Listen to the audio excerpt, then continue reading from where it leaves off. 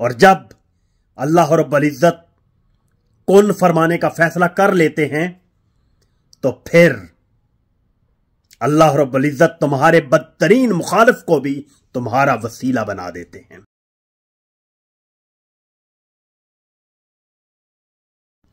बिस्मिल्लाहिर्रहमानिर्रहीम।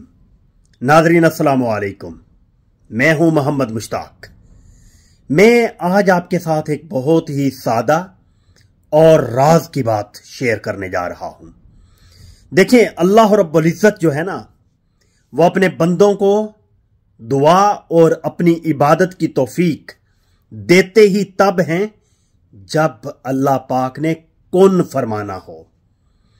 देखें, हम अपने इर्द गिर्द जब नजर दौड़ाते हैं तो हम ये देखते हैं कि बेशुमार लोग ऐसे हैं जो दुआ मांगते मांगते दुआ मांगना बंद कर देते हैं और वो दिल ही दिल में ये सोचने लग जाते हैं कि हमारी दुआ जो है वो कबूल ही नहीं होती।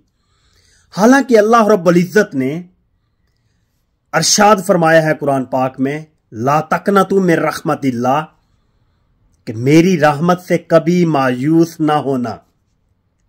अब इसी आयत के अंदर यह चीज पोशीदा है कि दुआ का सिलसिला रुकना नहीं चाहिए, दुआ कंटिन्यूअसली मांगी जानी चाहिए।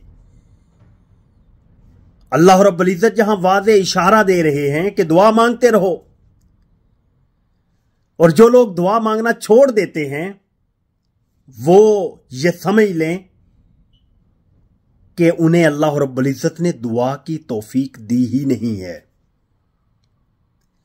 तो भाई, अल्लाह रब्बुल इज्जत के इस इशारे को अंडरस्टैंड करें और दुआ मांगना कभी ना छोड़ें।